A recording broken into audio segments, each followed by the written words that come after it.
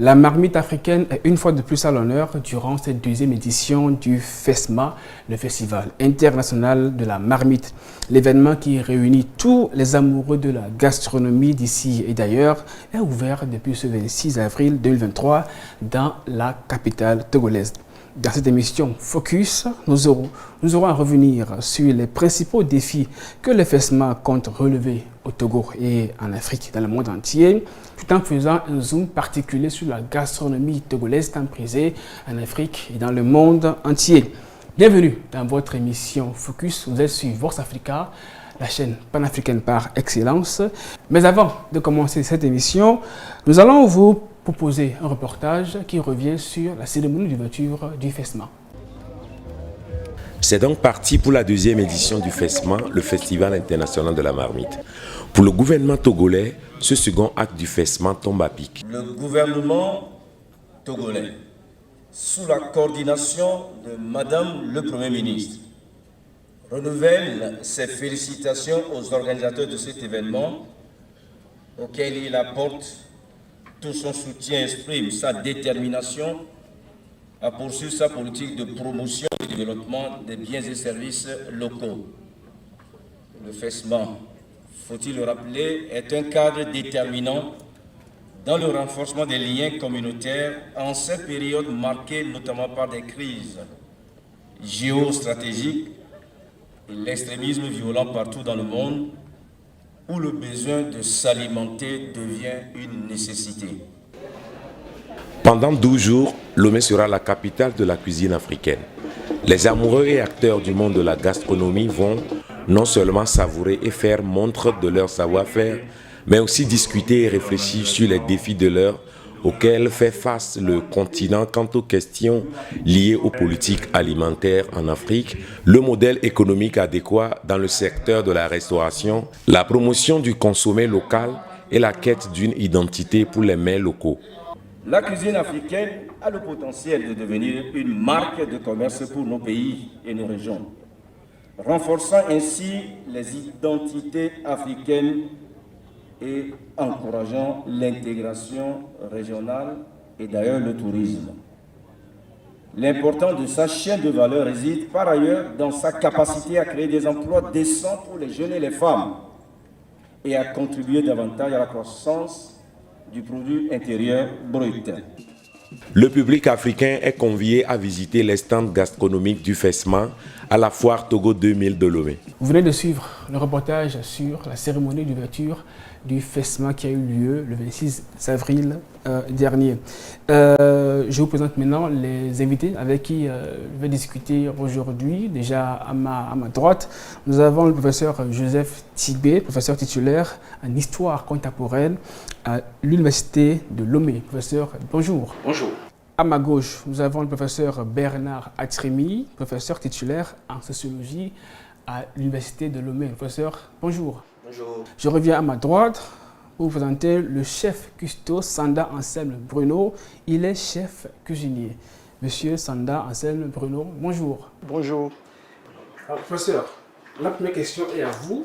Le Togo est réputé pour sa diversité et qualité de sa cuisine, dit-on souvent. Vous allez me le confirmer. Alors, selon l'histoire, d'où vient cette réputation? À quel moment de l'histoire du Togo on a commencé par parler d'une gastronomie, bien des plats togolais? Alors, merci. Ce que je vais dire pour répondre à cette question rapidement, c'est que les historiens de l'alimentation ont fait des études qui ont montré que les peuples qui sont issus de grands courants migratoires ont l'atout d'avoir des gastronomies ou une alimentation assez diversifiée et variée. Alors, le Togo compte près d'une quarantaine d'ethnies. Et quand on s'intéresse à l'histoire de ces ethnies, on se rend compte que ce sont des ethnies qui ont bénéficié de grands courants migratoires. Et donc, sur la base de cette supposition, on peut dire que les ethnies du Togo ont hérité la diversité et la qualité de leurs mets, de leur gastronomie, de ce phénomène historique. Mais on ne pourra pas se limiter à ce fait historique seulement pour qualifier la richesse de la gastronomie togolaise.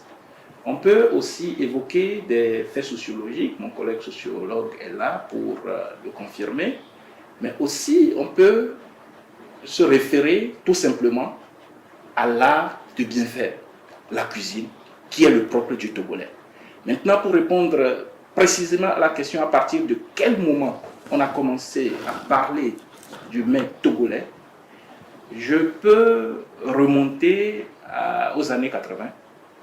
Parce qu'à partir de ces années 80-là, on a connu les programmes d'ajustement structurel qui ont mis à mal non seulement les Togolais, mais aussi les populations de certains pays d'Afrique et qui, à partir des difficultés que les populations togolaises vivaient, on a assisté justement à l'idée ou la volonté de se mettre à la cuisine.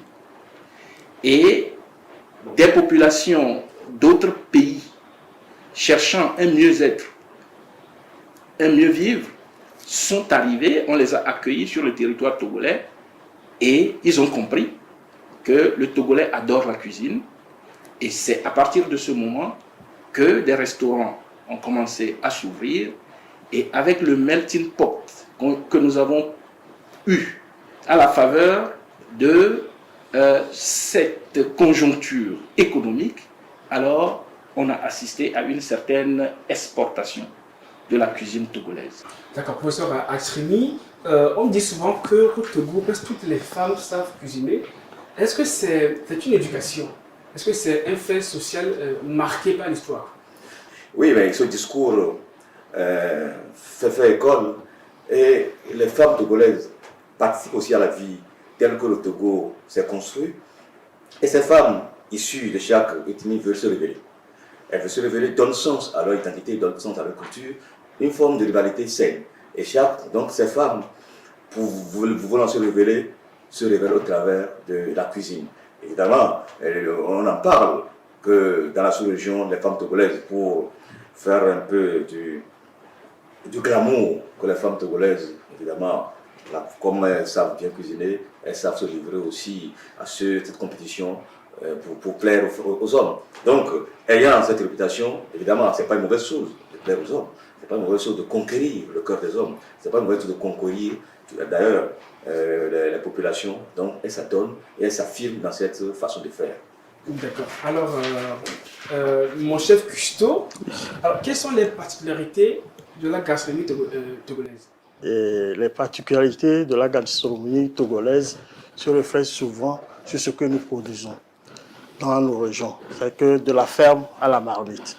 Donc, et chaque région a sa particularité propre à elle. Chaque région. Quand je prends le sud, les Guins, et même les Guins et les Yévés, chacun a sa particularité de faire, a sa façon particulière de faire la cuisine, de produire ce qu'il veut.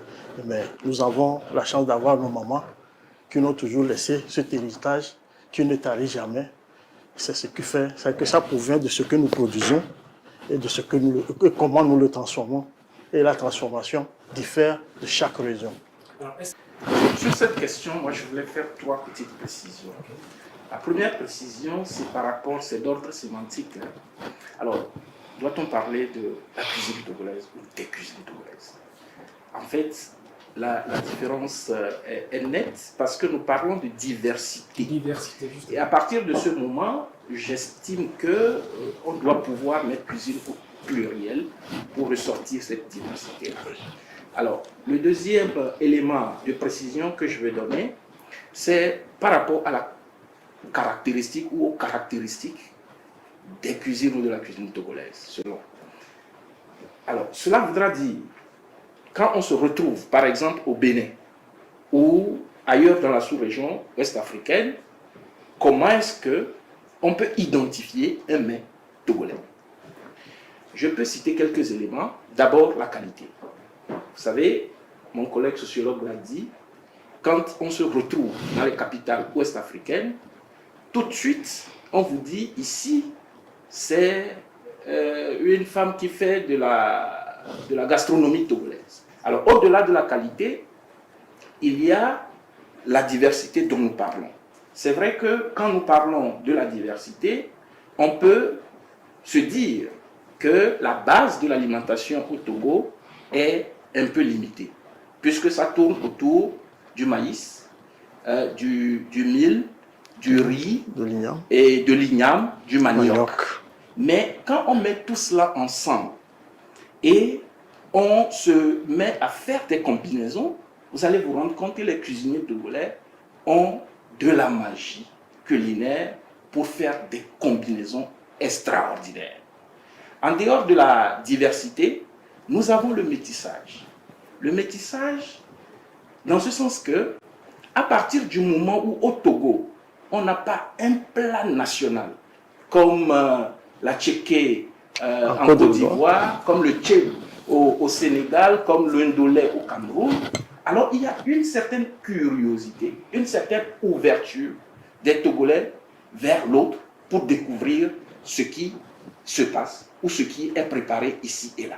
D'accord. J'aimerais encore retourner vers le professeur Atrimi. Est-ce qu'il y a un lien entre la classe sociale à laquelle nous appartenons et ce que nous mangeons? Très bien. C'est une très bonne question. S'il y a un lien à la classe sociale, mais d'abord, on parle de l'identité. Je mange ce qui est de ma culture. Mais plus on évolue dans la classe sociale, on cherche. C'est une question d'imitation ou de distinction. On veut se distinguer par rapport aux autres. Donc je veux imiter le mode de consommation d'une classe que je suppose une classe sociale élevée. Mais toutefois, et ça je le découvre avec plaisir, il y a des gens qui sont de classe sociale élevée, mais qui s'accordent à rester dans leur identité. Qui veulent manger ce qui révèle leur culture. Donc les deux sont possibles. Mais parfois on veut se distinguer. On va dans un restaurant pour manger comme blanc, on mange comme les blancs. Donc c'est la logique de sociologue, comme on dit Veblen, où les gens veulent se distinguer. Mais tout en parfois gardant leur identité. D'accord. Alors, monsieur Anselme, nous constatons que durant les conférences, il y a très peu de mains togolais que l'on retrouve. C'est un paradoxe. On chante le fait que les Togolais savent mieux parler. Mais comment se fait-il que durant les conférences, vous ne proposez pas des plats, des menus togolais? Bien sûr, c'est une situation que nous déplorons aussi, nous tous. Mais aujourd'hui, le Togolais a compris. Et je pouvais vous dire que peut-être que c'est dans les cocktails, mais aujourd'hui, les enfants que nous formons, ce que nous fournissons aussi aux gens, nous essayons d'insérer les petits trucs de notre terroir pour que les gens nous découvrent. Parce que quand on dit conférence, c'est que les gens viennent d'ailleurs. Nous essayons de le faire. Bon, les gens pensaient dans le temps, quand on parle de cuisine, et comme le professeur l'a dit, que ce qui vient de l'extérieur, c'est comme s'il est supérieur à ce que nous avons. Et des fois même, c'est les clients qui nous demandent, on leur fait des propositions. Et ce sont eux qui choisissent ce qui n'est pas du terroir. On leur met surtout ce qui est du terroir. Et on leur explique même que c'est bien de manger ça que de chercher à manger ce qu'on exporte.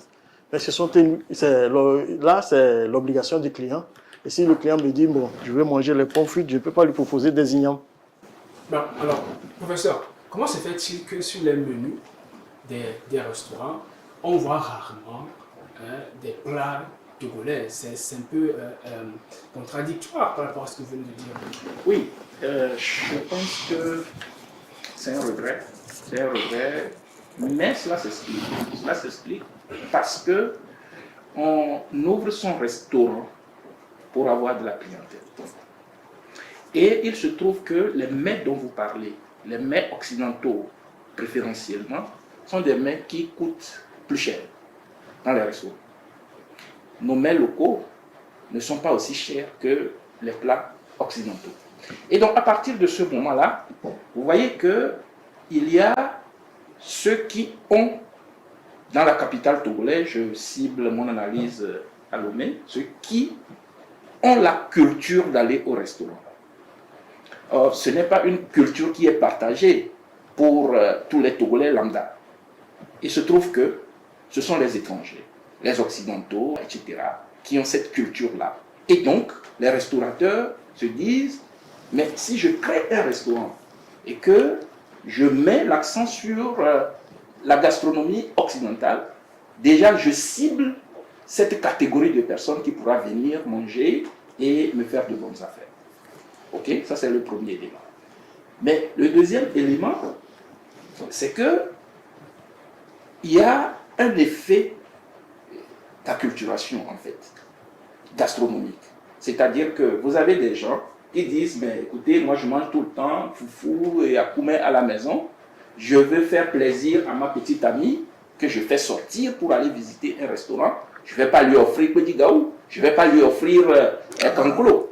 Il faut que je lui offre peut-être ce qu'elle ne connaît pas en termes de gastronomie pour lui permettre de découvrir. Donc il y a la curiosité, il y a aussi la culturation, la curiosité. Donc quand on met tous ces éléments-là ensemble, cela explique en partie ce que nous constatons dans les restaurants où on met l'accent sur les menus occidentaux. Oui, c'est très bien cette dernière déclinaison, ce que tu viens de dire par rapport. Mais je vais revenir avant de compléter sur la question de la cherté dans les restaurants.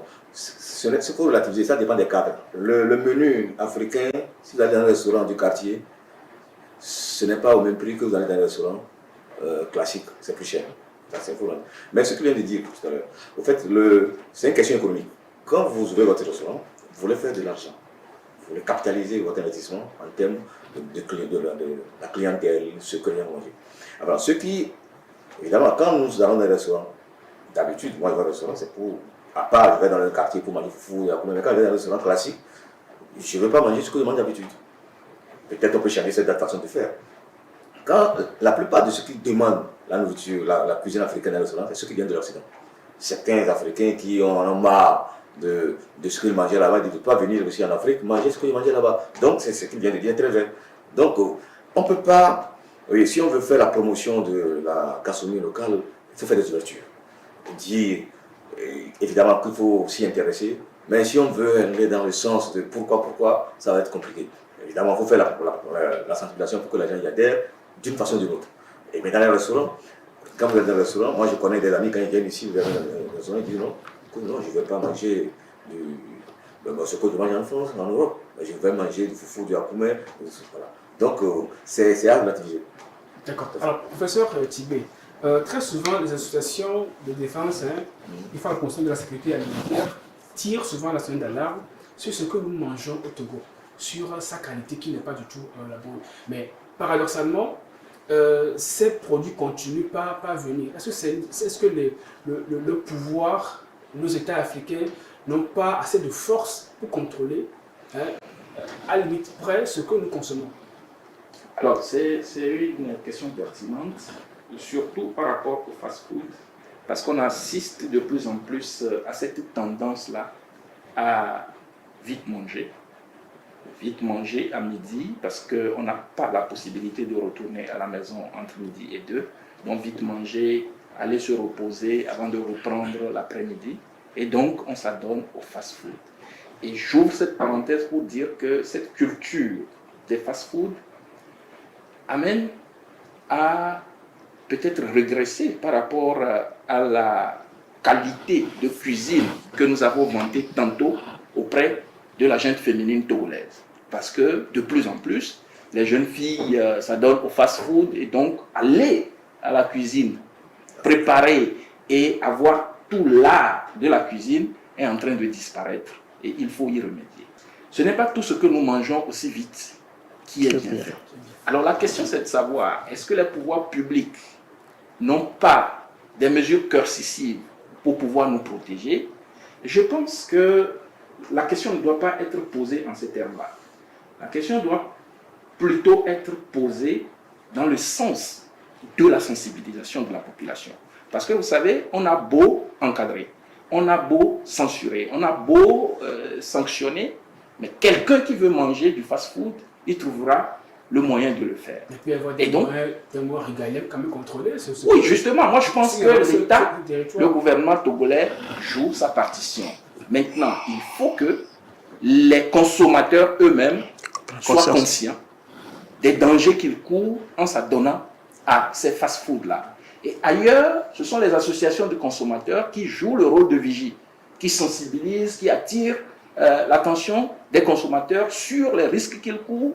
Et je pense que c'est sur ce levier-là que nous devons appuyer pour que cela puisse diminuer un tant soit peu. On ne peut pas éradiquer, on ne peut pas arrêter à 100%, mais il faut que cela diminue parce que, vous voyez, c'est la santé de nos concitoyens dont il s'agit et il faut que nous puissions être sensibilisés à cela. D'accord. Alors, monsieur Hassel, est-ce qu'il vous arrive de conscientiser, d'informer vos clients que ce que vous commandez, ce que vous voulez manger, pourrait ne pas être bon pour votre santé? Si, bien sûr.